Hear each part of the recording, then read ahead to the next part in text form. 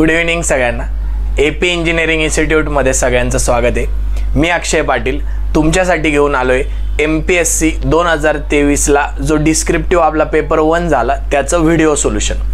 आणि सक्सेसफुली मित्रांनो आपण क्वेश्चन 1 कंप्लीट केलाय जो की 40 मार्क्सचा होता विथ ऑप्शन.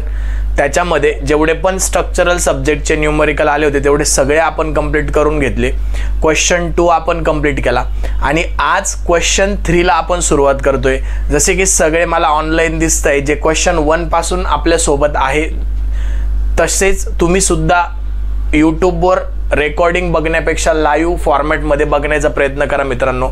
लाईव्ह इंटरॅक्शन करा, तुमचे डाऊट लाईव्ह क्लासमध्ये क्लिअर होतील.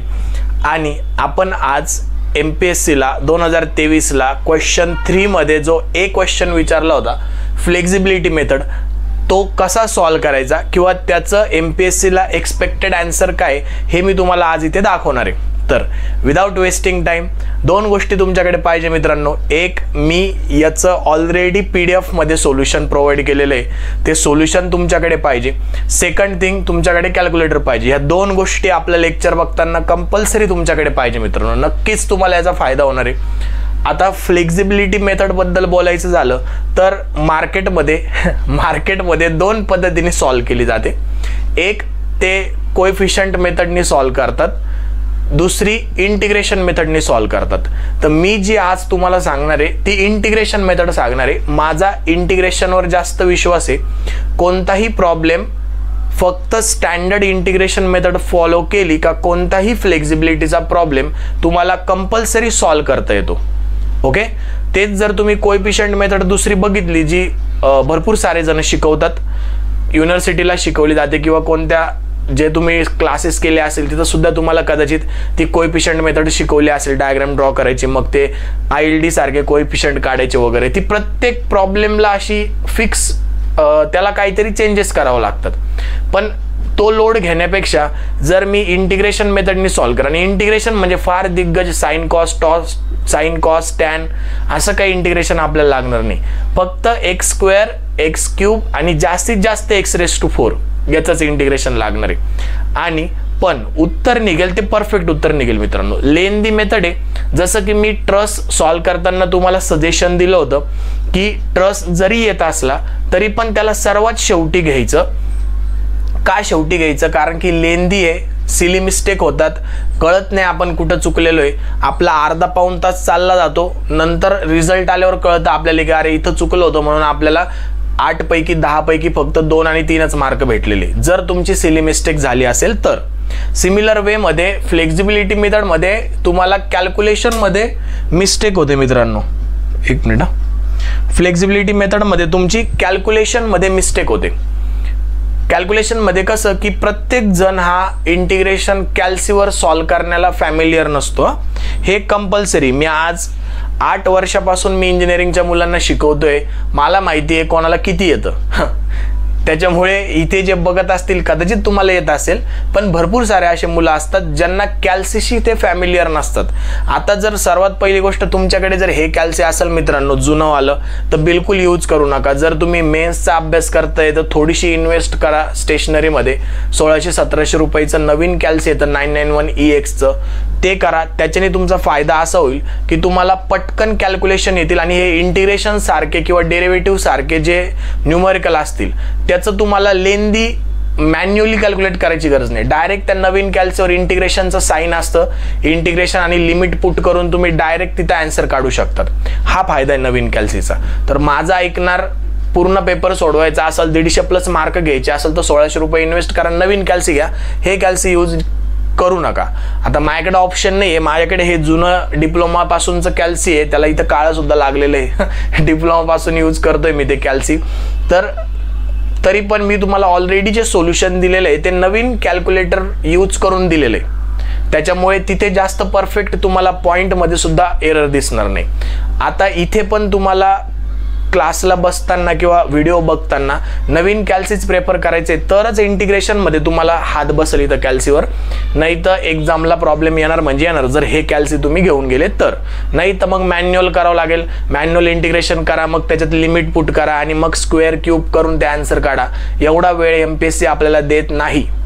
हार्डली फ्लेक्झिबिलिटीच्या मेथडला जास्तीत जास्त 20 मिनिटं लागले पाहिजे MPSCचा पेपर सॉल्व्ह करताना, आणि प्रॅक्टिस करताना तुम्ही 30-35 मिनिटं लावले तरी चालतील.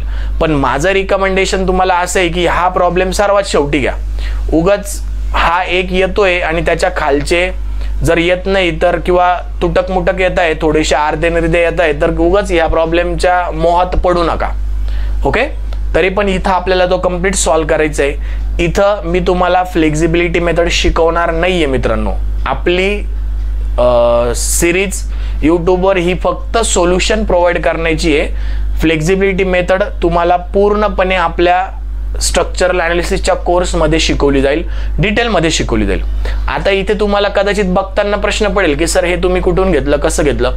मित्रा, जे मी सांगतोय तुझं काम आहे फक्त 23चं सोल्युशन, किंवा 23ला तू जर पेपर दिला असेल तुझं फायनल आन्सर हे आलं का एवढं चेक करायचं. आणि जे आता 24ला देणार आहे त्यांना 23चं सोल्युशन भेटणार आहे फक्त याच्यातून. डिटेल ही मेथड तुम्हाला मी स्ट्रक्चरल ॲनालिसिसच्या कोर्समध्ये शिकवणार आहे. आता जस्ट मी जास्तीत जास्त तरी ते समजवण्याचा प्रयत्न करेल, पण हे का आलं, कसं आलं हे तुम्हाला डिटेल कोर्समध्ये शिकायला भेटेल मित्रांनो.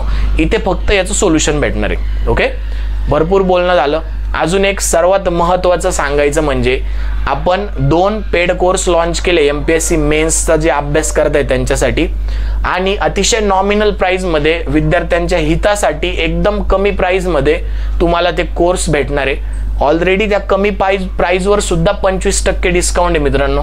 पहिल्या 50 स्टुडंटला आपण 25% डिस्काउंट दिलाय. पहिला कोर्स पूर्ण स्ट्रक्चरल सब्जेक्ट पेपर 1चे तुम्हाला त्याच्यात शिकायला भेटतील. काहीतरी 4,500-4,000 रुपये त्याची नॉमिनल फीज आपण ठेवलेली आहे. स्टार्टिंग आहे आणि विद्यार्थ्यांना जास्त पैसे भरावा लागू नये, प्रॉपर परफेक्ट कंटेंट भेटावं, बेसिक पासून प्रो लेवल पर्यंत नेलं जाईल. तुम्हाला याचा विश्वास ठेवा मित्रांनो.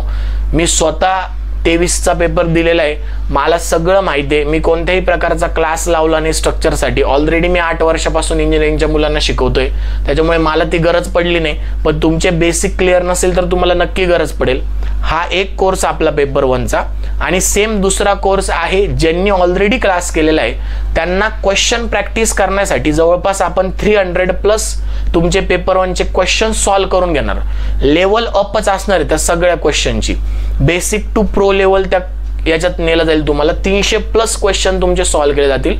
तो पण कोर्स पहिल्या 50 मुलांना 25% डिस्काउंट आहे. ऑलरेडी डिस्काउंट चालू आहे मित्रांनो. डिस्काउंट संपल्यानंतर कोर्सेसच्या प्राइस वाढतील, त्याच्यामुळे तुम्हाला मग त्या वाढलेल्या प्राइसमध्ये घ्यावं लागेल. ऑलरेडी मुलं त्याला एनरोल झालेली आहे. तुम्ही पण त्याला परचेस करा, नक्कीच तुम्हाला फायदा होईल.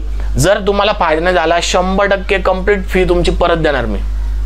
तुम्ही सांगायचं सर आम्हाला फायदा नाही झाला, आम्हाला क्वेश्चनच सॉल्व्ह करता, असं होणारच नाही मित्रा. जर तू 300+ न्यूमेरिकल सॉल्व्ह करतोय तर तुझा हातच कोणी पकडणार नाही. आणि मी स्वतः 600+ न्यूमेरिकल सॉल्व्ह केले. आत्ता माझ्याकडे 600+ न्यूमेरिकल सॉल्व्ह आहे. मी 2023चा अभ्यास करताना पेपर 1चे 600+. तुम्ही आपला याचा व्हिडिओ जर बघितला नसेल तर तो बघा. 1996 पासून तर 2023 पर्यंत जे पण काही MPSC मेन्सचे पेपर झाले त्याचं मी ॲनालिसिस केलंय स्ट्रक्चरचं टॉपिक वाईज. त्याच्यामध्ये शेवटी मी तुम्हाला एक माझ्या लायब्ररीमधला तो फोटो पाठवलाय चार्टचा, तो तिथे दाखवलाय. त्या चार्टमध्ये बघा तुम्ही, नुसतं तिथं जरी मोजले तरी 200 न्यूमेरिकल तर तिथंच होता की प्रत्येक टॉपिकच्या न्यूमेरिकलला मला किती वेळ लागलाय, म्हणजे मी प्रॅक्टिस कशी केली. आणि तीच प्रॅक्टिस तुमच्याकडून करून घेणार मित्रांनो. लिहून घ्या माझ्याकडून 300+ न्यूमेरिकल जर त्या कोर्स तुम्ही एनरोल केल्यानंतर माझ्याकडे शिकलात, माझ्याशी कनेक्टेड राहिलात, परफेक्ट केलं तर 150+ पेपर 1 मध्ये जाणार म्हणजे जाणार. यूट्यूबवर बोलतोय, सगळ्यांसमोर बोलतोय, एनरोलमेंटच्या नावासहित ईमेल सहित सगळं दाखवलं जाईल सगळ्यांना. कारण की प्रॅक्टिसच आपण अशी करून घेणार जी मी स्वतः केली मित्रांनो. मला वेगळी मेहनत घ्यायची गरज नाही. माझ्याकडे ऑलरेडी डाटा तयार आहे जो मी स्वतः मेहनत घेतलेली MPSC 2023 साठी. आता त्या मेहनतीचं फळ मिळतं नाही मिळतं हे ऊपरवाला जाने, लेकिन आपको उसका फायदा होगा ये कन्फर्म आहे. चला आता लक्ष द्या. आता इकडे आपण न्यूमेरिकल सॉल्व्ह करून घेणार आहे. परत एकदा सांगतो, मी कसं आलं काय आलं एक्सप्लेन करणार नाही. माझं काम आहे ह्या कोर्समध्ये, या सिरीजमध्ये तुम्हाला सोल्युशन प्रोव्हाइड करणं, आणि तेच मी करणार आहे. घाबरू नका, जास्तीत जास्त सांगण्याचा प्रयत्न करेल. तर जेव्हा आपल्या फ्लेक्झिबिलिटी मेथड, जेव्हा इंटिग्रेशन मेथडने आपल्याला सॉल्व्ह करायची राहते, आपलं पहिलं काम राहतं डिग्री ऑफ स्टॅटिक इनडिटर्मिनन्सी काढणं. काय काढणं, डिग्री ऑफ स्टॅटिक इनडिटर्मिनन्सी म्हणजे DS फाइंड आउट करणं. मग अतिशय सोपं आहे, विदाऊट लिहिता कॅल्क्युलेशन करता तुम्ही करू शकता. कसा, इथे किती रिॲक्शन्स आहे 2, इथे किती आहे 1, इथे किती 1, टोटल रिॲक्शन किती झाल्या 4, 4 मधून 3 गेले इक्विलिब्रियम कंडिशन, किती उरला 1, म्हणजे डिग्री ऑफ स्टॅटिक इनडिटर्मिनन्सी, इनडिटर्मिनन्सी किती आहे 1 ची, संपला विषय. तरी पण आपल्याला इथे लिहावं लागेल. मग सर्वात पहिले मी इथं काय लिहितो, find degree of static indeterminacy. Okay, त्याला आपण DS म्हणतो. मग DSचा कोणी कोणता फॉर्म्युला यूज करत असेल, सारखाच करतात. कोणी R-E म्हणतं, E for equilibrium condition, R for number of external reaction. Me direct 2D structure असल्यामुळे R फॉर 3 म्हणतो. आता इक्विलिब्रियम कंडिशन 2D स्ट्रक्चरला 3च आहे ना, मग कशाला परत E लिहायचा आणि परत त्याच्यात 3 पुट करायचा. मग आता रिॲक्शन किती एक्सटर्नल, हिंजला 2 असतात, रोलरला 1, 2 आणि 2 4, म्हणजे 4 वजा 3, म्हणजे DS किती आला माझ्याकडे 1 आला. DS आला 1, म्हणजे स्टॅटिक इनडिटर्मिनन्सी 1. याचा अर्थ ज्या काही आपल्याला एक्सटर्नल रिॲक्शन्स दिल्या ना 4, त्यांच्यापैकी कोणती तरी एक अशी आहे की जी आपल्याला एक्स्ट्रा कॉम्पॅटिबिलिटी इक्वेशन यूज करून काढावी लागेल. आणि तेच कॉम्पॅटिबिलिटी इक्वेशन म्हणजेच फ्लेक्झिबिलिटी मेथड. तीच फ्लेक्झिबिलिटी मेथड आपल्याला यूज करायची आहे आणि ते फाइंड आउट करायचे. मग आता तुमच्याकडे ऑप्शन आहे मित्रांनो, तुमच्याकडे ऑप्शन आहे, तुम्ही RA ला अननोन ठेवू शकता, RB ला किंवा RB ला इनडिटर्मिनेट म्हणू शकता अननोन, किंवा RC ला इनडिटर्मिनेट म्हणू शकता अननोन. माझ्यासाठी सोपं जातं, मला आवडतो C, म्हणून मी C ला इनडिटर्मिनेट कन्सिडर करतो. तुमच्यासाठी कंपल्शन नाहीये, तुम्ही B लाही करू शकता, A लाही करू शकता. कोणी तुम्हाला कंपल्शन केला असेल तर तो मूर्खपणा असेल.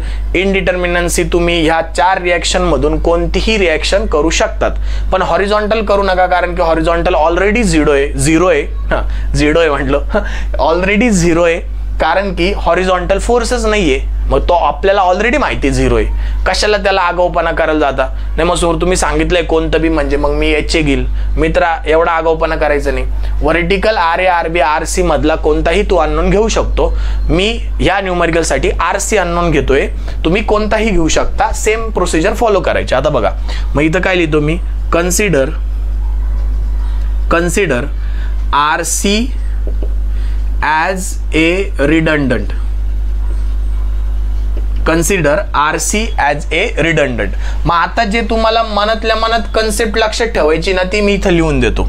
Now remove RC and draw M diagram, that is loading diagram. And after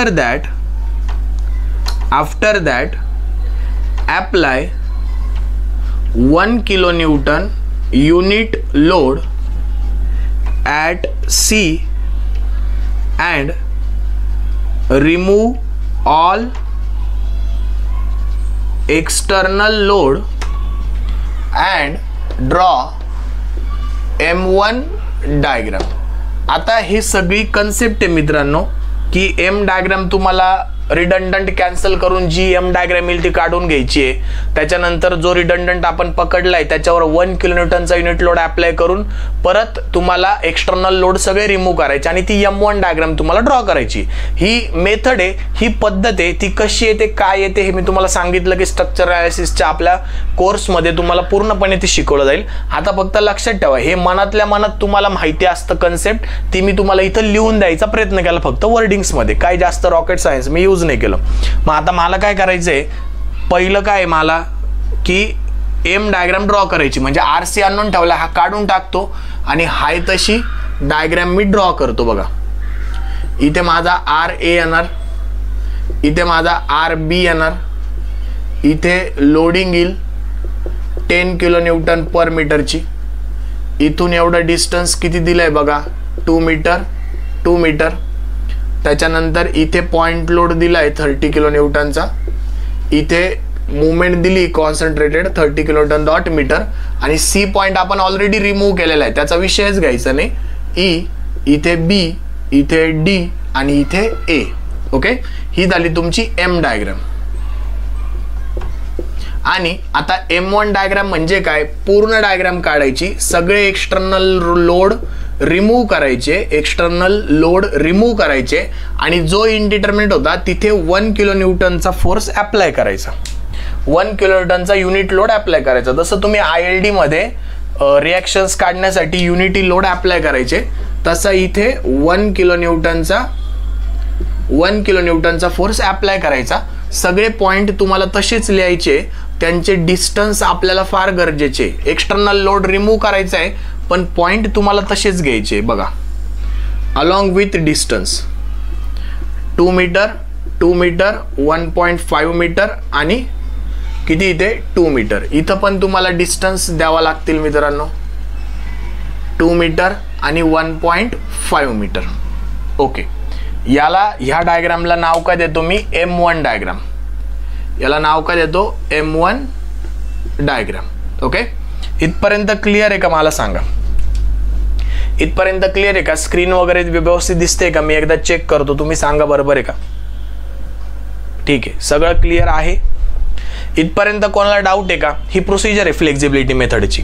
याच्यानंतर मला काय करायचंय, याच्या रिॲक्शन फाइंड आउट करायच्या आणि याच्या रिॲक्शन फाइंड आउट करायच्या. ओके, कारण की अजून इथं अननोनच आहे, मी पुढे अजून जाऊ शकत नाही, पहिले मला याला सॉल्व्ह करून घ्यावं लागेल, नंतर मी पुढची स्टेप करेल. मग आता लक्ष द्या, याच्या रिॲक्शन्स फाइंड आउट करायच्या म्हणजे फार सोपं आहे मित्रांनो. रिॲक्शन्स तुम्हाला इक्विलिब्रियम कंडिशन यूज करून फाइंड आउट करावं लागतील, त्या मी तुम्हाला इथं काढून देण्याचा प्रयत्न करतो.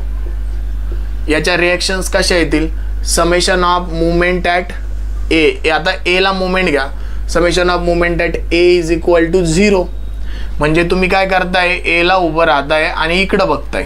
ओके, मग काय काय येतंय, राईट साईडला क्लॉकवाईज निगेटिव्ह, म्हणजे -10 इंटू 2 इंटू 2/2, त्याच्यानंतर प्लस RB इंटू 4, त्याच्यानंतर -30 इंटू 4 आणि 1 5, 5.5 आणि -30 ही जसं तशी घेणार इज इक्वल टू 0. म्हणजे RB ची व्हॅल्यू किती आली मला सांगा, पटकन कॅल्क्युलेट करून RB ची व्हॅल्यू मला सांगा. 53.75 आली का चेक करा.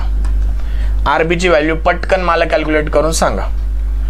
30 प्लस 30 इंटू 5.5 प्लस 10 इंटू 2 म्हणजे 20 divided by 4, 53.75 kilo newton.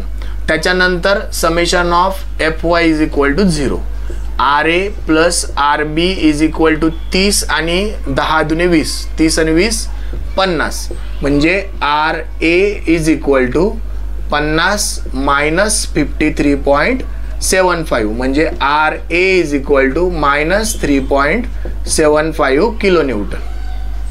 Okay, आता RA मायनस आला. मग सर तुम्ही आम्हाला मागच्या व्हिडिओज मध्ये सांगितलं होतं जेव्हा ट्रस्ट शिकवलं होतं तेव्हा, की जर आपलं उत्तर मायनस येतं तर मायनस आल्यावर आपल्याला फक्त डायरेक्शन चेंज करावं लागते अज्युम केलेली. म्हणजे ही जी डायरेक्शन आहे ही मला खाली घ्यावं लागेल आणि त्याची व्हॅल्यू आहे ती लिहावं लागेल 3.75 किलो न्यूटन. आणि RB किती आहे, 53.75 किलो न्यूटन. कळतंय का मला सांगा. रिॲक्शन्स तुम्हाला कळाल्या का मला सांगा. इथपर्यंत काही डाऊट आहे का रिॲक्शन्स मध्ये, रिॲक्शन्स मध्ये काही डाऊट आहे का, कमेंट करा. जे लाईव्ह मुलं आहेत त्यांनी सांगा. ओके, चला आता काही प्रॉब्लेम नसेलच. मग आता परत याच्या रिॲक्शन्स फाइंड आउट करायचे आपल्याला. मग परत एकदा summation of movement at A is equal to 0, म्हणजे आता ए ला उभं राहायचं आणि इकडं बघायचं काय काय दिसतंय आपल्याला. राईट साईडला अँटी क्लॉकवाईज पॉझिटिव्ह, म्हणजे RB इंटू किती दिली टोटल डिस्टन्स 4 प्लस 1 इंटू किती दिले 2 2 4 2 6 7 7.5, 1 इंटू 7.5 इज इक्वल टू 0, म्हणजे RB इज इक्वल टू किती आलं बघा 7.5 डिवायडेड बाय 4, 1.875 आलं का चेक करा. RB तुमचा 1.875 आला. नंतर summation of Fy is equal to 0, मग RA is equal to 1 minus 1.875 म्हणजे आर एची व्हॅल्यू मी डायरेक्ट केलं आहे. आता मी समजतोय तुम्ही हुशार आहे म्हणून मी डायरेक्ट केलं. मग आता मायनस 0.875 किलो न्यूटन म्हणजे आर ए तुमचा काय आला minus 0.785 kilo newton. Okay, minus आला म्हणजे परत एकदा मला साइन काय करावं लागेल, त्याचं चेंज करावं लागेल. 0.875 किलो न्यूटन आणि आर बी तुमचा 1.875 किलो न्यूटन. बरोबर आलंय का, चेक करा.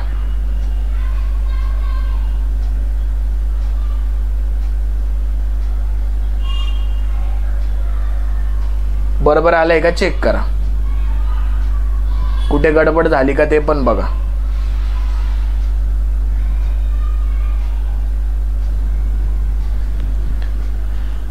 सॉरी, हा मायनस येईल ना पोरांनो, हा तिकडे जाताना मायनस होईल ना, म्हणजे मायनस 1.8 हा तिकडे जाताना मायनस होईल आणि डिवाइड बाय 4 म्हणजे याचं मायनस उत्तर येईल. याचं मायनस आलं म्हणजे याचं हा इकडे जाताना काय होईल बघा. हे थोडंसं इथं आपली गडबड झाली. R A plus R B is equal to 1. Okay, म्हणजे R A is equal to हा ऑलरेडी मायनस आहे तिकडे जाताना प्लस होईल 1 प्लस 1.875 म्हणजे आर एचं उत्तर तुमचं प्लस मध्ये येईल 2.875 किलो न्यूटन. बरोबर आहे का, सांगा मला. का काय चुकलंय ते सांगा मला. परत एकदा कॅल्क्युलेट करू आपण, कुठेतरी गडबड वाटते इथे. परत एकदा कॅल्क्युलेट करू. चला, इथं अजून आपण साइन चेंज नाही करत, इथं काहीच देत नाही. कुठेतरी गडबड वाटते, परत एकदा कॅल्क्युलेट करू. ओके, मग आर ए वरती चला परत पहिल्यांदा आता summation of F Y is equal to 0 करू. मग R A plus R B plus R A plus R B plus 1 is equal to 0 म्हणजे R A plus R B is equal to -1. Okay, हां आत्ता बरोबर येईल बघा. R A plus R B सगळेच वरती चालले म्हणजे सगळे प्लस घेतले. R A plus R B is equal to -1 आला. आता summation of moment at A is equal to 0. मग एला उभं राहायचं, राईट साईडला बघायचं. राईट साईडला अँटी क्लॉकवाईज पॉझिटिव्ह येतो म्हणजे आर बी इंटू 4 परत एकदा पॉझिटिव्ह प्लस 1 इंटू 2 आणि 2 4 आणि 2 6 7 7.5 7.5 इज इक्वल टू 0. बरोबर, म्हणजे हा तिकडे जाताना मायनस होईल मित्रांनो. R B is equal to -7.5 divided by 4 म्हणजे आर बीचं उत्तर तुमचं मायनसमध्ये येईल. किती आलं बघा, 7.5 divided by 4 -1.875 kilo Newton. Minus आलं म्हणजे आर बीचं साईन आपल्याला चेंज करावं लागेल आणि व्हॅल्यू तीच ठेवावी लागेल. ओके, मग हा मायनस जसं इथं पुट करायचा म्हणजे R A is equal to -1 आणि हा मायनस तिकडे जाताना प्लस होईल म्हणजे प्लस 1.875 म्हणजे आर एची व्हॅल्यू तुमची आली 0.875 किलो न्यूटन म्हणजे आर ए तुमचा प्लस आला म्हणजे हा जसल्या तसा ठेवायचा 0.875 किलो न्यूटन. इथपर्यंत कळालं का मला सांगा. मी आत्ताशी काय केलेलं आहे, म्यू डायग्राम M1 डायग्राम आणि M डायग्राम आणि M1 डायग्राम काढून घेतल्या, त्यांचे सगळे काय काढले मी रिॲक्शन्स फाइंड आउट केलं. इथपर्यंत कळालं का मला सांगा. कळालं का इथपर्यंत सांगा मला.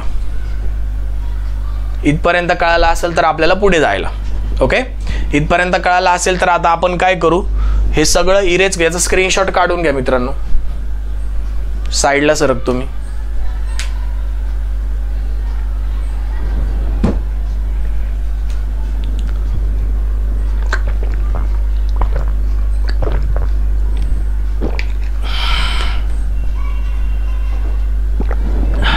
ठीक आहे, लक्ष द्या.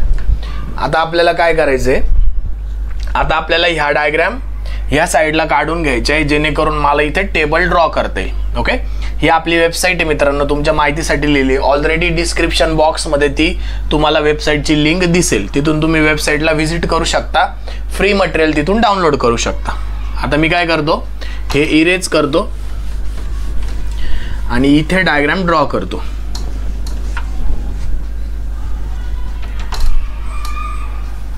आता हे पण आपल्याला गरज नाही याची, ही क्वेश्चनची डायग्रामची पण गरज नाही आहे तशी, पण ठीक आहे सध्या पुरता राहू देऊ तिला. आता ही एम डायग्राम मी इथं ड्रॉ करतो.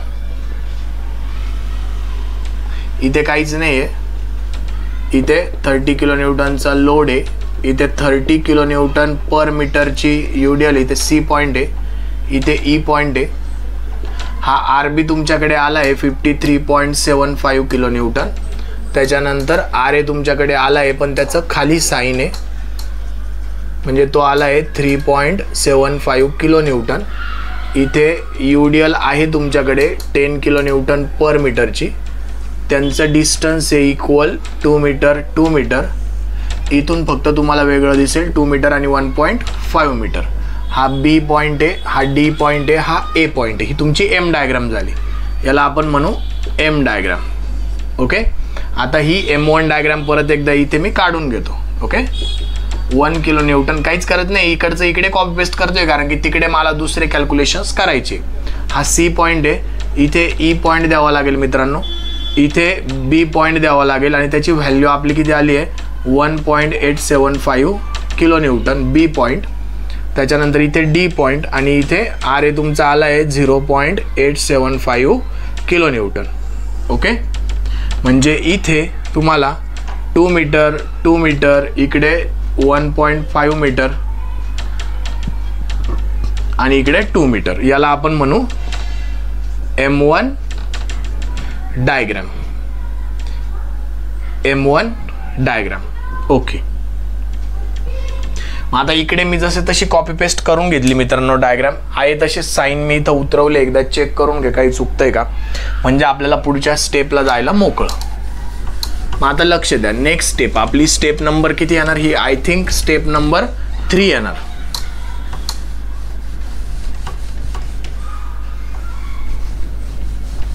घाबरायचं नाही मित्रांनो. इथे जरी व्हिडिओ 1 तासाचा झाला तरी पेपरला तुम्हाला काही 1 तास लागणार नाहीये. पेपरला तुमचे कॅल्क्युलेशन्स हार्डली 20 ते 25 मिनिटात पूर्ण अलॉंग विथ SFD BMD व्हायलाच पाहिजे. तेवढी प्रॅक्टिस तुमच्याकडून मी करून घेईल जर तुम्ही माझ्याशी कनेक्टेड राहिले तर. ओके. चला थर्ड याच्यात आपल्याला काय करायचं आता, थर्ड याच्यामध्ये आपण करू मुवमेंट टेबल. आता मुवमेंट टेबल आपल्याला करायचं. मुवमेंट टेबल म्हणजे काय, झोन येणार तुमचा, त्याच्यानंतर ओरिजिन येणार, त्याच्यानंतर इथे M येणार, त्याच्यानंतर इथे M1 येणार आणि इकडे छोटंसं लिमिट येणार.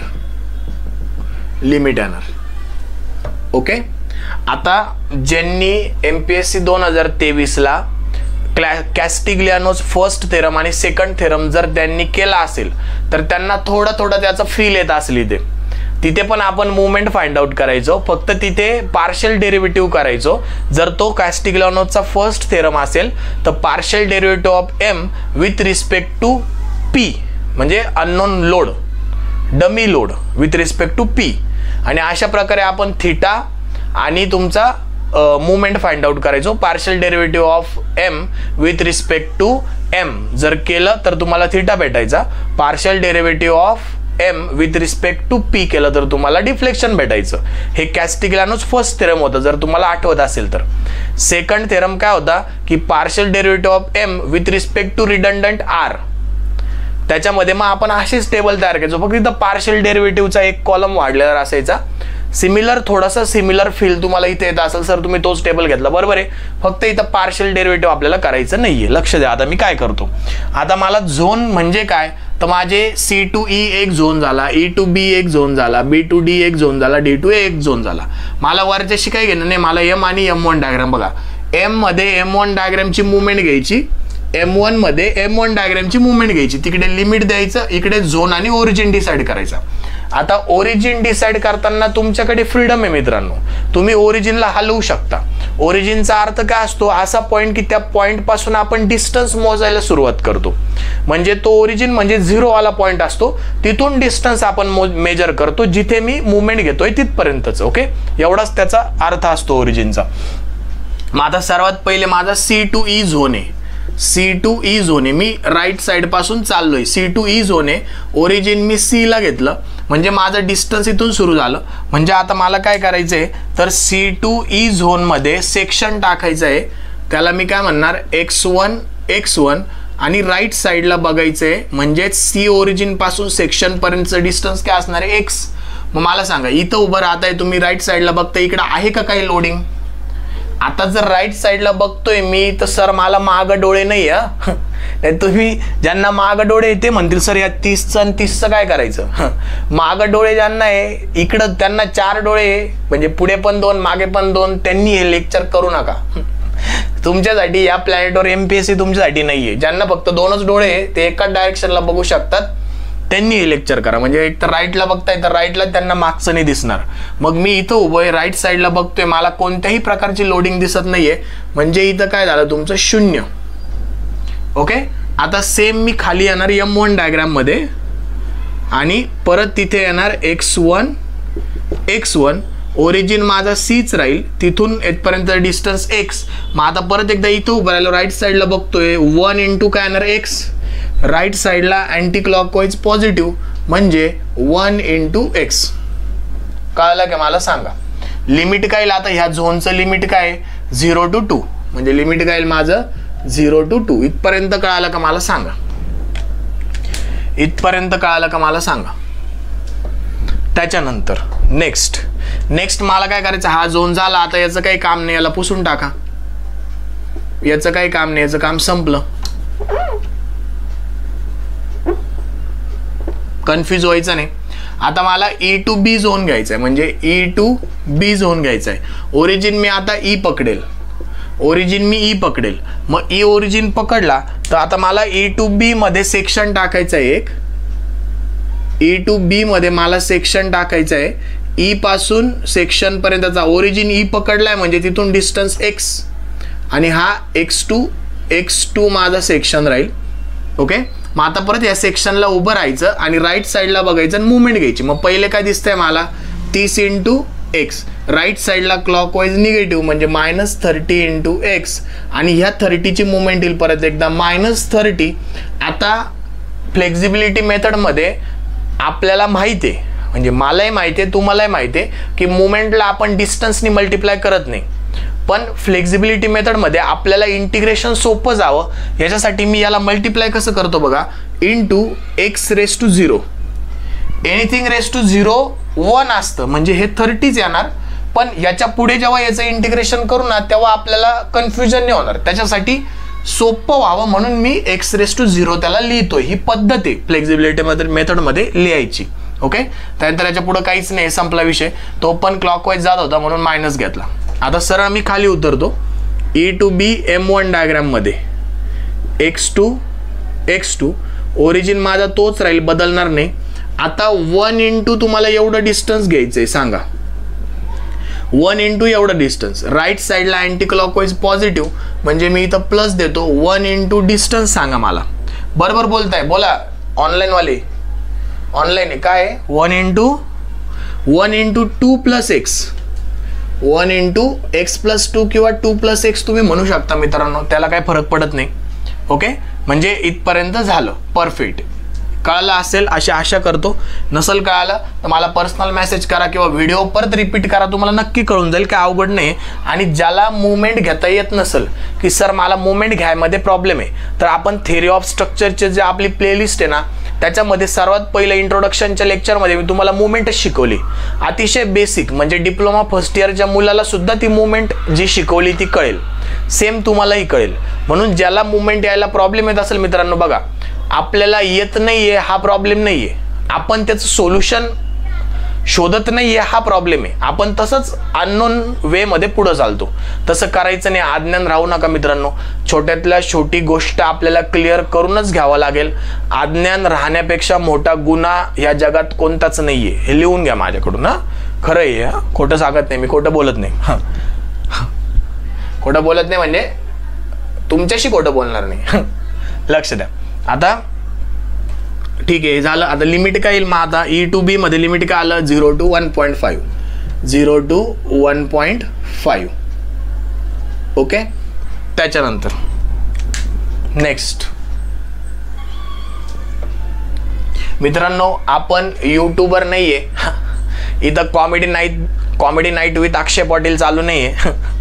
इथं स्टँडअप कॉमेडी चालू नाही मित्रांनो. माझा हेतू एवढाच आहे की तुम्हाला फायदा व्हायला पाहिजे, तुमचे पॉईंट क्लिअर राहायला पाहिजे. आणि जेव्हा तुम्ही अभ्यास करणार ना, प्री झाल्यानंतर मेन्सचा अभ्यास करणार, तेव्हा 23चं व्हिडिओ सोल्युशन तुमच्याजवळ अवेलेबल पाहिजे. हाच माझा हेतू आहे, हाच माझा अट्टास आहे. म्हणून मी यूट्यूबवर हे सुरू केलं आहे. फक्त एवढंच आहे, तुम्ही लाईक करा मित्रांनो. लाईक केल्याने मला कोणत्याही प्रकारचा फायदा नसतो, पण मला कळतं की तुम्हाला कळालंय. जर व्हिडिओ बघत असणार तुम्हाला सगळं कळलं असेल तर नक्की लाईक करा. काही नसेल कळलं तर कमेंट करा. ते लाईव्ह फॉर्मॅटमध्ये तुमचं क्लिअर करून घेणार मी. प्रत्येक कमेंटचं प्रत्येक डाऊट तुमचा लाईव्हमध्ये क्लिअर करून घेणार मी. पण कमेंट करा किंवा लाईक करा, किंवा समजलं असेल तर सर समजले असं तरी कमेंट करा. काहीतरी बोला, म्हणजे मला पुढे जास्त अजून एफर्ट्स लावून तुम्हाला शिकवता येईल. ओके, चला आता E2B झोन झाला. आता याचं काम नाही, याला पुसून टाका. उगाच कन्फ्यूज होऊ नका. आता आपला झोन कोणता उरला? B2D. आता आपण काय घेऊ? B2D घेऊ. B2D ओरिजिन काय घेणार? आता B घेणार. ओके, ओरिजिन तुम्ही तुमच्या मर्जीने घेऊ शकता मित्रांनो. असं काही कंपल्शन नाही की सर तुम्ही घेताय तोच ओरिजिन आम्ही घेऊ का, आम्हाला आगाऊपणा करायचा आहे आम्ही दुसरा ओरिजिन घेऊ. घे मित्रा, तुला जे करायचं ते कर, फक्त उत्तर तू व्यवस्थित काढ, माझं एवढं म्हणणं आहे. ओके, चला मग आता E2B आपला झाला. त्या साईडला काहीच नव्हतं, इकडं पण त्या साईडला काय नव्हतं. तर B2D मध्ये येऊ. चालतंय, चला B2D मध्ये येऊ. B2D मध्ये आपल्याला ठीक आहे. B2D मध्ये मग आपल्याला काय घ्यावं लागेल मित्रांनो? सेक्शन करावं लागेल ना, सेक्शन टाकावं लागेल इथे. आता तिसऱ्या नंबरचा सेक्शन आहे हा आपला X3. मी काहीच करत नाही, सेक्शन टाकतोय आणि मुवमेंट घेतोय फक्त. तुम्हालाही कळालं असेल. X3 ओरिजिन B असल्यामुळे तिथपासूनचं डिस्टन्स X, तिथपासूनचं डिस्टन्स X. आता पहिले M डायग्राम बघू. मग आता मुवमेंट घ्यायची बघा. राईट साईडला अँटी क्लॉकवाईज पॉझिटिव्ह म्हणजे 53.75 इंटू X मायनस 30 इंटू, आता 30 इंटू सेक्शन पर्यंत डिस्टन्स किती आहे? 1.5 प्लस X किंवा X प्लस 1.5 आणि minus 30 into X plus 1.5 raise to 0. कळतंय का मला सांगा? या मुवमेंटचं डिस्टन्स तुम्हाला सांगितलं मी, असं आपल्याला रिप्रेझेंट करायचं आहे. एनिथिंग रेस टू 0 1 होतं, त्याच्यामुळे त्याचा असं लिहायला काय, असं खा काय किंवा असं खा काय फरक पडत नाही. ओके, मग आता याचा विषय संपला. आता मी काय घेतो? खाली घेतो. आता B राईट साईडला क्लॉकवाईज निगेटिव्ह म्हणजे minus 1.875 into x plus 1 into 2 आणि 3 3.5 3.5 प्लस X 1 इंटू 3.5 किंवा X प्लस 3.5 असे म्हणा. X प्लस 3.5 इथपर्यंत कळालं का मला सांगा? प्लस मध्ये 1 इंटू X प्लस 3.5. ओके, इथपर्यंत कळालं असेल तर याचं लिमिट काय मित्रांनो? B2D मधलं लिमिट काय? 0 to 2. हा टेबल झाला ना आपलं जवळपास 50% काम होऊन जातं. ओके, आता B2D झोन पण आपला संपलाय. आता आपण वळू लास्ट झोनकडे आपल्या. तो असणार आहे D2A. मग लास्ट झोन माझा काय आहे? D2A. ओरिजिन मी काय घेणार? D घेणार. आता त्याची मुवमेंट घ्या बघा.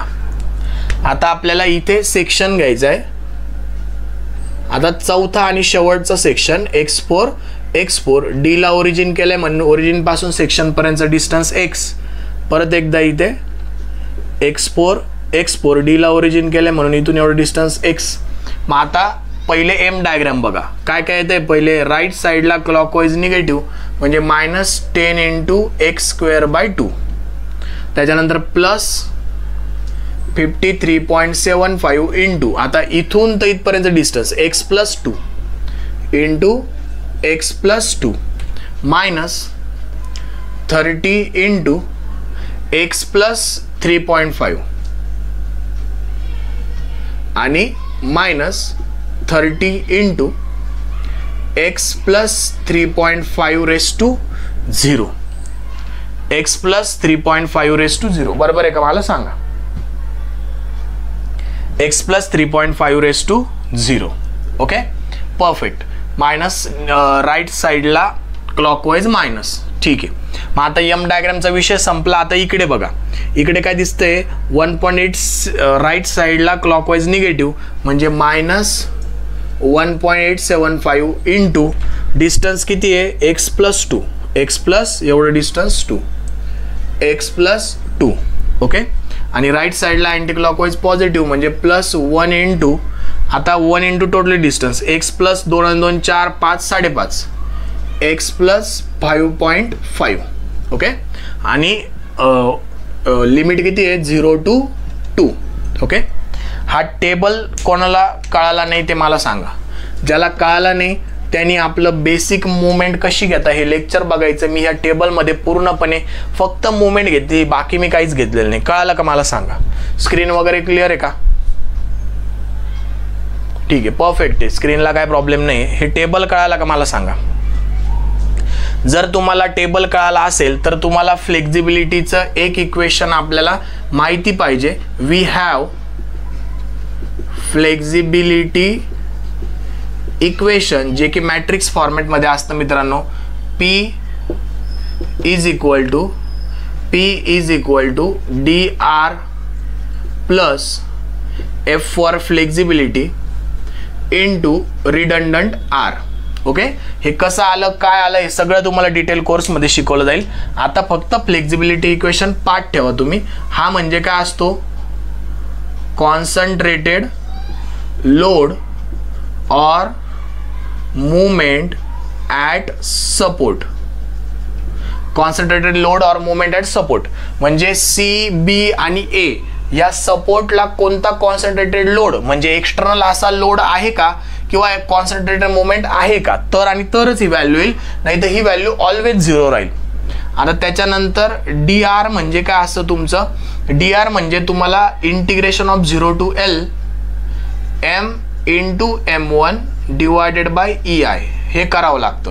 म्हणजे m into m1 divide by EI plus m into m1 divide by EI plus m into m1 divide by EI plus m into m1 divide by EI हे सगळं इंटिग्रेशन मध्ये टाकायचं. 0 to L म्हणजे त्याचे limit टाकायचे आणि final answer काढायचं. म्हणून मी तुम्हाला सांगितलं की नवीन कॅल्सी घ्या. आत्ता पण वेळ गेलेली नाही, अजूनही तुमच्याकडे टाइम आहे. नवीन कॅल्सी घ्या. याचं त्याचं उधार मागू नका मित्रांनो. तुमच्या जुन्या मित्राचं हे वेळेवर जर त्या कॅल्सीने धोका दिला किंवा त्या मित्रांनी धोका दिला तर अवघड होऊन जाईल मित्रांनो. त्याला गरज पडली, नाही धोका दिला पण त्याला गरज पडली आणि तुम्हाला द्यावा लागला टाइमवर तर अवघड होऊन जाईल. म्हणून स्वतःचं कॅल्सी घ्या. त्याच्यानंतर प्लस आता F म्हणजे फ्लेक्झिबिलिटी, त्याला पण इंटिग्रेशन करावं लागतं आपल्याला. 0 to L m1 into m1 upon EI. Okay. म्हणजे m1 into m1 upon EI plus m1 into m1 upon EI plus m1 into m1 upon EI plus m1 into m1 upon EI सगळं integration मध्ये limit टाकून direct कॅल्सीवर आपल्याला उत्तर काढायचे. आणि लास्टला तुमचा जो असतो तो म्हणजे तुमचा इंटू RC जो तुम्ही रिडंडंट ठेवलेला आहे तो असतो. ओके. तर हे आता आपण प्रत्येक याचं उत्तर सेपरेटली काढून घेणार आहे. तुम्हाला टेबल कळाला का मला सांगा. ओके. टेबल जर कळाला असेल तर स्क्रीनशॉट काढून घ्यायचा. तोपर्यंत मी पाणी पितो.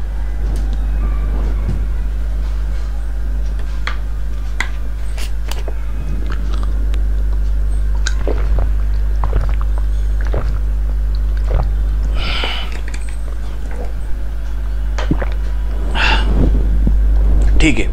चला मग आता वन बाय वन प्रत्येक गोष्ट आपल्याला काढून घ्यायची. काय हरकत नाही. ओके. मी टेबल पुसत नाही पण या बाकीच्या गोष्टींची मला आता काही गरज नाही आहे. त्या सगळ्या इरेज करतो जेणेकरून मला इथे काढता येईल सगळं.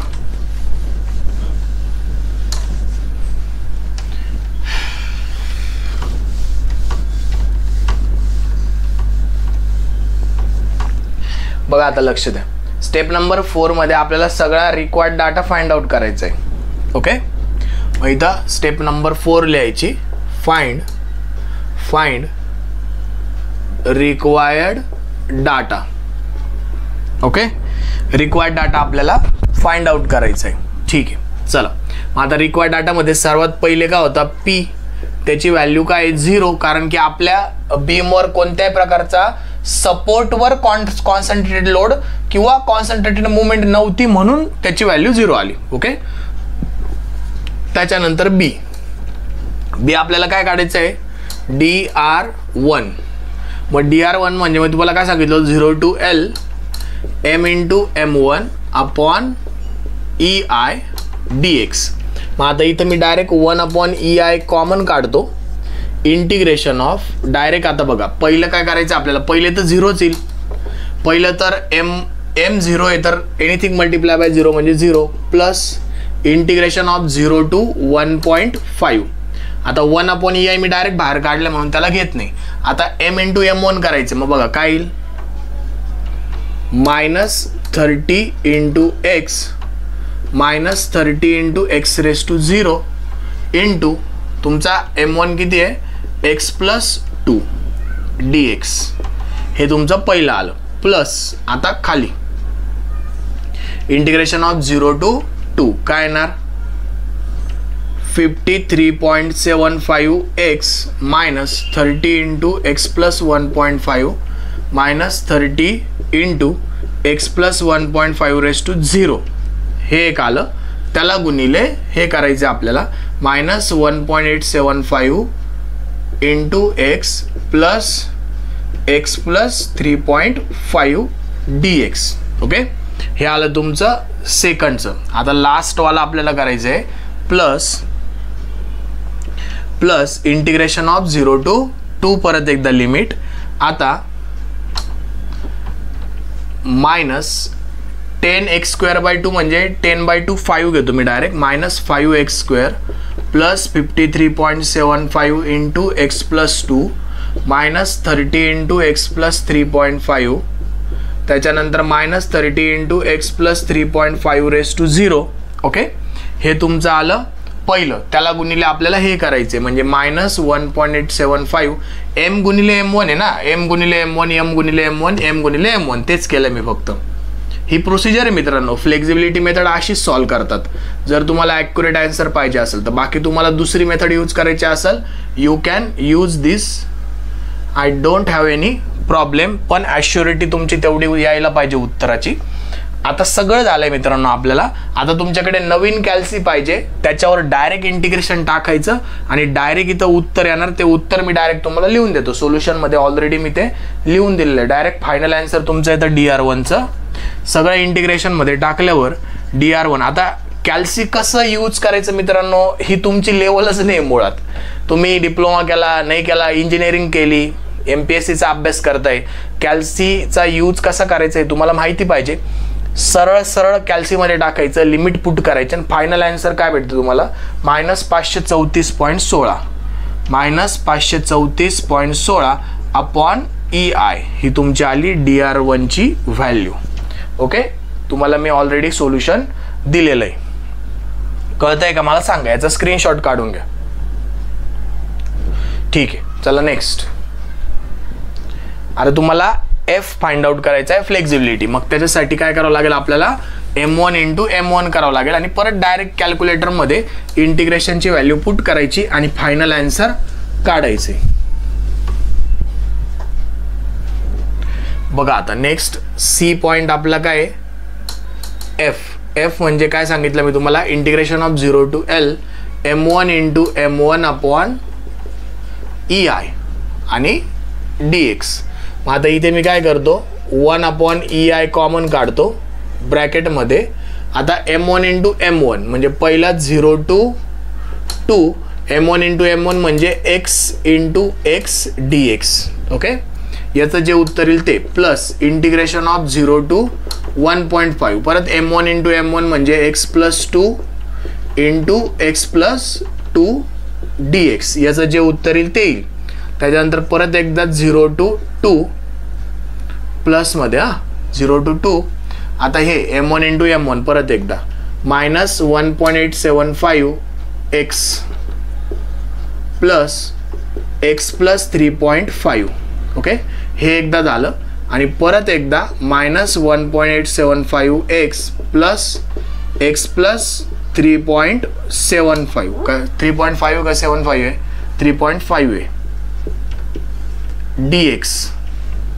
हे तुमचं परत झालं m1 इंटू m1. आता परत खाली प्लस इंटिग्रेशन ऑफ 0 to 2 परत एकदा m1 इंटू m1 म्हणजे -1.875 into x plus 2 plus x plus 5.5 हे एक झालं, गुणिले परत एकदा minus 1.875 into x plus 2 plus x plus 5.5 हे दुसऱ्यांदा झालं dx. आता याचं सगळं कॅल्सीमध्ये डायरेक्ट फायनल उत्तर तुमचं येतं f इज इक्वल टू, तुमचं फायनल उत्तर काय येतं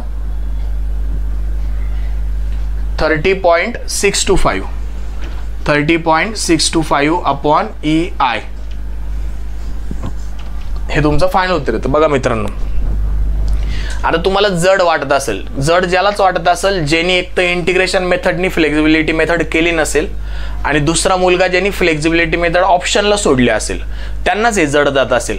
पण ऑप्शनला काहीच सोडू नका मित्रांनो. जर वेळेवर पेपर अवघड निघाला आणि तुमच्याकडे ऑप्शनच नसलं, तुम्हाला बाकीचे 2 प्रश्न येत आहे आणि 15 मार्काचा हा क्वेश्चन तुम्हाला सॉल्व्ह करता यायलाच पाहिजे त्या केसमध्ये, तरच तुम्ही 40च्या 40 मार्क त्या पूर्ण क्वेश्चनचे घेऊ शकतात. आणि सोपं आहे, 2-3 वेळेस तुम्ही प्रॅक्टिस केली तर नक्की तुम्हाला येऊन जाईल. परत काही असं जास्त काही अवघड नाही, एकदा मुवमेंट घेतली का फक्त कॅल्सीचं काम आहे, बाकी काय अवघड नाही. ओके, एफ आला असेल स्क्रीनशॉट काढून घ्या. त्याच्यानंतर नेक्स्ट, आता सगळं झालं आपल्याकडे, एफ झाला, अर्धा अननोनच आहे. मग आता सगळ्या व्हॅल्यू आपल्याला काय पुट करायचे आहे, लास्टला सगळ्या व्हॅल्यू आपल्याला इक्वेशन मध्ये पुट करायचे आहे. आता याचं पण काम झालं आपल्याला, याची पण काही गरज नाही. आता डायरेक्ट फ्लेक्झिबिलिटी इक्वेशन लिहायचं आणि त्याच्यामध्ये फायनल व्हॅल्यू तुम्हाला पुट करायचे आहे. म्हणजे DR1 ची व्हॅल्यू काय आली, एफ ची व्हॅल्यू काय आली आणि सगळ्या व्हॅल्यू काय आल्या त्या, आणि नॉर्मल सायमल्टेनियस इक्वेशननी सॉल्व्ह करायचं. मग बघा परत एकदा, आता लास्टचं आपलं फ्लेक्झिबिलिटी इक्वेशन काय, आता इथं काय लिहायचं, स्टेप नंबर 5 फाइंड RC. मग RC साठी फ्लेक्झिबिलिटी इक्वेशन काय होतं आपलं, P DR1 plus F into RC. मग P तर 0च आहे, इज इक्वल टू DR1 किती आलाय तुमचा मायनस 534.16 मायनस 534.16 अपॉन EI. EIचं टेन्शन नका घेऊ, तो असाही कॅन्सल होतो, कॉमन घेऊन 0ला मल्टिप्लाय होतो, तो कॅन्सल होतो, त्याचं काही एवढं लोड घेऊ नका. त्याच्यानंतर 30.625 30.625 अपॉन EI आणि लास्टला RC. मग मित्रांनो EI तर कॅन्सल होऊन जातो इकडे जाऊन, आता उरतो काय फक्त हे दोघं उरतात. मग कसं येईल, RC is equal to minus 534.16 divided by 30.625 म्हणजे युअर RC विल बी, तुमचा RC किती येतो सांगा. तुमचा RC आला 17.44 किलो न्यूटन. कळालं का मला सांगा. इथपर्यंत कोणाला डाऊट आहे मला सांगा. सिंपल सायमल्टेनियस, हा तिकडे गेला प्लस झाला, हा त्याला डिवाइड गेला, EI कॅन्सल झाला, RCचं उत्तर आलं. एवढं सिंपल आहे, जास्त काही रॉकेट सायन्स नाही आहे याच्यामध्ये. त्याच्यामुळे एवढं काय वेगळं केलं असं काही विचार करायची गरज नाही आहे, सगळं सोपं आहे मित्रांनो. कळालं का मला सांगा. कळालं असेल तर आपण आता उरलेल्या गोष्टी काढून घेऊ. आता रिमेनिंग रिॲक्शन्स आपल्याला फाइंड आउट करायचे. मग रिमेनिंग रिॲक्शन्स तुम्हाला मी इथंच फाइंड आउट करून देतो. बघा आता जो बी मेथड असेल तसा काढायचा. हा RA अननोन आहे, तिथून UDL होती 10 किलो न्यूटन पर मीटरची, ज्याचं डिस्टन्स 2 मीटर होता. हा D पॉइंट होता, हा A पॉइंट होता. इथे B पॉइंट होता, तिथून तेवढं डिस्टन्स 2 मीटर होतं. इथे 30 किलो न्यूटनचा लोड होता, 30 किलो न्यूटन डॉट मीटरची कॉन्सन्ट्रेटेड मुवमेंट होती. इथून इथपर्यंत डिस्टन्स 1.5 मीटर होतं. इथून तुमचं RC पर्यंतचं डिस्टन्स जो की आता आपला आलेला आहे, ऑलरेडी 2 मीटर होतं. किती आलाय आपला RC इतक्यात आला ना, हा काय 17.44 किलो न्यूटन आत्ता काढला ना आपण RC इथं. मग आता उरला काय आपल्याकडे RB आणि RA उरला. मग एकदम सिंपल आहे. आता summation of movement at A घ्यायचं इज इक्वल टू 0. एला उभं राहा, इकडं बघा काय दिसतंय, राईट साईडला क्लॉकवाईज म्हणजे -10 इंटू 2चा square divided by 2 plus RB into 4 -30 into 4 5 5.5 5.5 -30 plus 17.44 गुणिले टोटल किती आहे, 2 2 4 2 6 7 7.5 7.5 इज इक्वल टू 0 चालते. मग आता याच्यातून सगळं गेल्यानंतर आरबीची व्हॅल्यू आपली किती आली मला सांगा. आरबीची व्हॅल्यू किती आली 21.05 येते का बघा. 21.05 किलो न्यूटन. जे ऑनलाईन आहे मित्रांनो त्या ऑनलाईननी सुद्धा रिप्लाय द्या. जे ऑनलाईन पोर आहे त्यांनी रिप्लाय द्या. मी बघतोय चॅट सेक्शनमध्ये. कळतंय का मला सांगा. इथपर्यंत कळालं असेल तुमच्याकडे. आरसी आला 21.05 बरोबर आले का चेक करा एकदा. 20 प्लस होईल प्लस 30 गुणिले 5.5 त्याच्यानंतर प्लस 30 आणि मायनस 17.44 इंटू 7.5 डिवायडेड बाय 4 21.05 बरोबर आले मित्रांनो. आता समेशन ऑफ FY जर आपण अप्लाय केलं तर तुम्हाला डायरेक्ट RA ची व्हॅल्यू भेटेल 20. आता 10 गुणिले 2 20 मी डायरेक्ट करतो 20 plus 30 minus 21.05 minus 17.44 then your RA will be. सांगा पटकन RA किती आला. 11.49 आला का बघा. 50 वजा 21.05 वजा 17.44 11.49 किलो न्यूटन. परफेक्ट. म्हणजे सगळ्या गोष्टी आपल्याकडे आता फायनली सगळ्या आलेल्या आहे. आता सगळ्या रिएक्शन्स आल्यानंतर आपण त्याची SFD आणि BMD डायग्राम काढू शकतो. मी तुम्हाला इथंच काढून देतो. आता RA किती आला तुमचा 11.49 किलो न्यूटन. ओके. मग सगळ्या व्हॅल्यूज आपल्याकडे आलेल्या आहे. आता आपण इथे SFD डायग्राम ड्रॉ करू शकतो. मग आता बघा एकदम सोपं आहे मित्रांनो. आता विदाउट कॅल्क्युलेटर कशी SFD डायग्राम ड्रॉ करायची ती मी तुम्हाला इथे सांगतो. Without calculator. ओके लक्ष द्या. मग आता डॉटेड लाईन आपल्याला खाली प्रोजेक्शन आपल्याला ओढून घ्यावं लागतील. जिथं जिथं लोड चेंज होतोय तिथे तिथं प्रोजेक्शन आपल्याला ओढायचे. ओके. त्याच्यानंतर आपल्याला एक बेस लाईन ड्रॉ करायची आहे 0 0 आली. आता कॅल्सीमध्ये वरती चाललाय RA 11.49 तर मी इकडं वरती 11.49 किलो न्यूटन देतो. आता UDL म्हणजे -20 11.49 -20 -8.51 ओके. त्याच्यानंतर नो लोडिंग म्हणजे सरळ प्लस 21.05 सॉरी 12.54 म्हणजे याच्या थोडंसं वरती येईल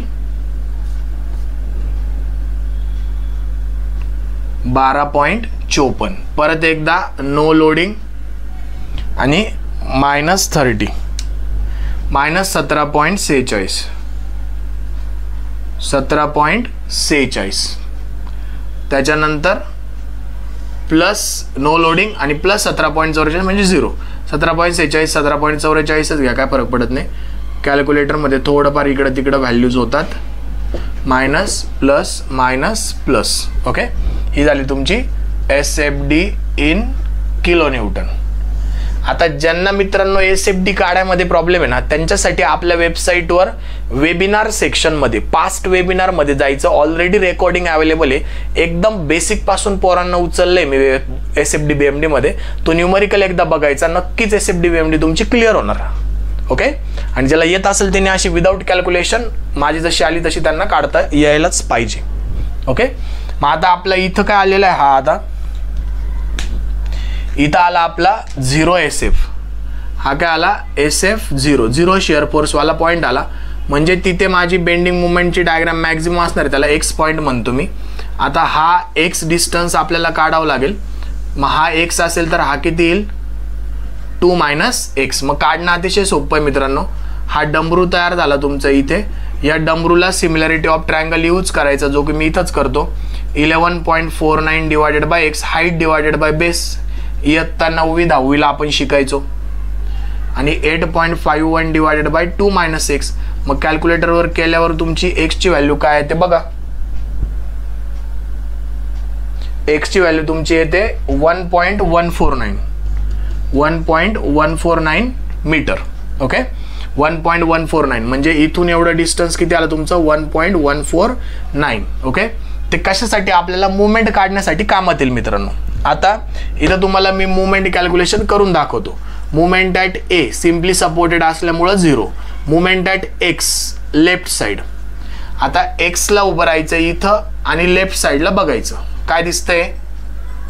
लेफ्ट साईडला क्लॉकवाईज पॉझिटिव्ह म्हणजे +11.49 इंटू 1.149 मायनस 10 इंटू 1.149चा square divided by 2 is equal to, सांगा किती उत्तर येतं याचं. मुवमेंट ॲट एक्स किती आली बघा. मुवमेंट ॲट एक्स किती आली पटकन fast 6.601 kilo newton dot metre. ही सर्वात मॅक्झिमम मुवमेंट राहील तुमची टोटल याची. कॅल्क्युलेट करून बघा. आता डी पॉइंटला मुवमेंट ॲट डी. ओके, मग आता तुम्ही इकडे बघू शकता तिकडे बघू शकता. इकडे बघितल्यावर मला सोपं जाईल म्हणून लेफ्टच घेतो मी. काय येईल 11.49 इंटू 2 मायनस 10 इंटू 2चा स्क्वेअर डिवायडेड बाय 2 किती आलं बघा. 2.98 येते का बघा. 2.98 kilo newton dot metre. Okay, आता मुवमेंट ॲट बी इकडे बघा आणि तिकडे बघा. मी राईट साईडला बघतो कुठेही बघा. Movement at B right side. Okay, मग राईट साईडला क्लॉकवाईज निगेटिव्ह म्हणजे -30 इंटू 1.5 -30. ओके, आणि प्लस 17.44 इंटू 3.5. सांगा मग किती येतं. -30 इंटू 1.5 -30 प्लस 17.44 इंटू 3.5 -13.96 आली का बघा. -13.96 आली का बघा. 13.96 किंवा 14.04 कॅल्सीवर डिपेंड आहे. नवीन कॅल्सीमध्ये थोडंसं जास्त ॲक्युरेट येतं. -13.96 किंवा कोणाची 14.01 आली असेल तरी पण okay kilo newton dot metre. पण मायनस आले ते महत्वाचे. त्याच्यानंतर तुम्ही इथं ई पॉइंटला उभं राहा. या ई पॉइंटला उभं राहा. मुवमेंट ॲट ई राईट साईडला बघा काय दिसतंय तुम्हाला. राईट साईडला मुवमेंट ॲट ई राईट साईडला गेल्यावर 17.44 गुणिले 2 किती येतं बघा. 34.88 किलो न्यूटन डॉट मीटर. आणि थोडंसं तिकडं सरकल्यावर तुम्हाला movement at E R1 direct concentrated movement त्याच पॉईंटला येते म्हणजे 34.88 -30 म्हणजे 4.88 किलो न्यूटन जागेवरच डाऊनवर्ड तुम्हाला दिसते. आणि movement at C simply supported असल्यामुळे 0 म्हणजे तुमच्या सगळ्या इथे मुवमेंट्स कॅल्क्युलेट झाले. आता तुम्हाला फक्त त्या डायग्राममध्ये ड्रॉ करायचे. SFD कळाले असेल तर आता मी तिथेच तुम्हाला BMD ड्रॉ करून देतो.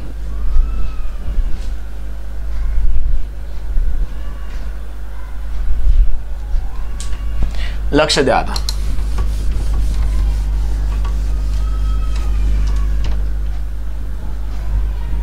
परत एकदा प्रोजेक्शन्स आपल्याला खाली ओढावं लागतील मित्रांनो.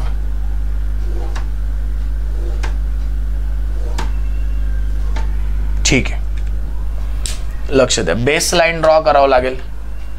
आता कॅल्क्युलेटरचं काम झालंय त्याला ठेवून देतो मी. बेस लाईन ड्रॉ केल्यावर 0 0 आली. आता इथे मोमेंट किती आहे 6.601. युडेल असल्यामुळे पॅराबोला 6.601. परत डी पॉइंटला किती आहे 2.98 म्हणजे परत खाली उतरली 2.98.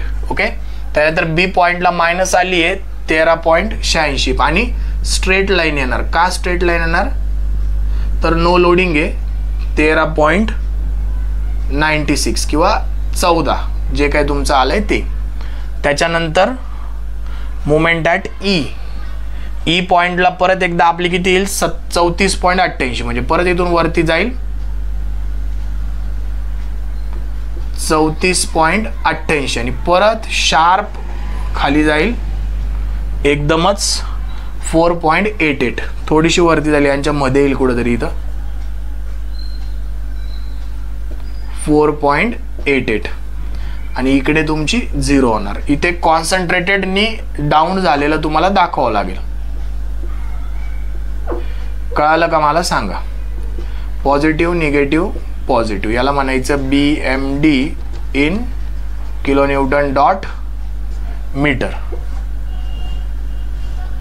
कळतंय का मला सांगा. मागच्या याच्यात SFD काढली, आता BMD काढली. ओके, परफेक्ट तुमचं झालेलं आहे. फक्त आता इथे 0 SF वाला पॉइंट आलाय. काय आलंय, सॉरी कॉन्ट्राफ्लेक्चर आलाय, पॉइंट ऑफ कॉन्ट्राफ्लेक्चर. तर पॉइंट ऑफ कॉन्ट्राफ्लेक्चरचं परत एकदा तुम्हाला डिस्टन्स कॅल्क्युलेट करावं लागेल. परत एकदा 2 डमरू आले. हे डिस्टन्स तुम्हाला एक तर B पासून काढा किंवा हे डिस्टन्स तुम्हाला दाखवून द्या. त्यांना दाखवायचं असेल तर इथून कोणत्या तरी सपोर्ट पासून ते दाखवून द्या. समजा इकडून दाखवलं तुम्ही x, तर हे डिस्टन्स तुमचं होईल 2 - x. म्हणजे इथंच तुम्हाला कॅल्क्युलेशन सांगतो, अतिशय सोपं आहे. तुम्ही x कोणतं मानलं, हे x मानलं ना, आणि हे काय मानलं 2 - x. मग 13.96 divided by x is equal to 2.98 divided by 2 - x. हे केल्यावर तुमचं एक्सचं डिस्टन्स येतं from B, CF point of contraflexure from B. किती येतो बघा, किती येतो बघा पॉइंट ऑफ कॉन्ट्राफ्लेक्चर. दाखवायचं तर दाखवायचा, नाही तर ओके. किती येतो तो बघा. कॅल्सीमध्ये तुम्हाला 13.96 divided by alpha x is equal to 2.98 divided by 2 - alpha x. Shift solve. थोडा वेळ लागतो जुन्या कॅल्सीवर मित्रांनो. And your answer will be can't solve. Can't solve आलं मित्रांनो. ठीक आहे, काय हरकत नाही. कांट सॉल्व यायला नको, काहीतरी गडबड झाली. 13.96 divided by alpha x is equal to 2.98 divided by 2 - x. Shift solve. उत्तर यायला पाहिजे मित्रांनो, नाही तर मग क्रॉस मल्टिप्लिकेशन करा. याचं क्रॉस मल्टिप्लिकेशन करा. 13.96 into 2 - x is equal to 2.98 x. मग 13.96 into 2 27.92 minus 13.96 x is equal to 2.98 x. मग त्या साईडला जाताना प्लस होईल. 27.92 इज इक्वल टू 13.96 प्लस 2.98 म्हणजे 16.94 x. आणि मग x is equal to 27.92 divided by 16.94. 1.64 आलं मित्रांनो. x is equal to 1.64 metre. 1.64 metre. कधी कधी कॅल्सीत कांड सॉल्व आलं ना, ते तर आपलं जास्त ब्रॅकेट टाकायचा इश्यू असतो. म्हणजे x ची व्हॅल्यू तुमची आली 1.64 मीटर. ओके, म्हणजे इथं 1.64 from B. Point of contraflexure म्हणजे इथं बेंडिंग मुवमेंट तिचं नेचर चेंज करते. हा इकडून दाखवू शकता. आणि हा एक पण आलाय तुमचा CF वाला. हा एक पण CF वाला. याचं पण सिमिलर तुम्ही अशा पद्धतीने काढू शकतात. हे 2 पॉईंट तुम्ही काढू शकतात. ओके, तर तुम्हाला काढायचे तर काढा आणि मला सेंड करा. मी तुम्हाला चेक करून सांगेल. तर चेक करायची काही गरज नाही, एकदम सोपं आहे मित्रांनो. ते कळालं का मला सांगा. इथपर्यंत कळालं का. इथपर्यंत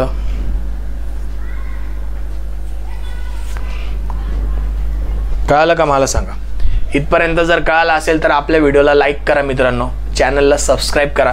जास्तीत जास्त विद्यार्थ्यांपर्यंत ते पोहोचू द्या मित्रांनो. सगळं तुमच्यासाठी चाललंय.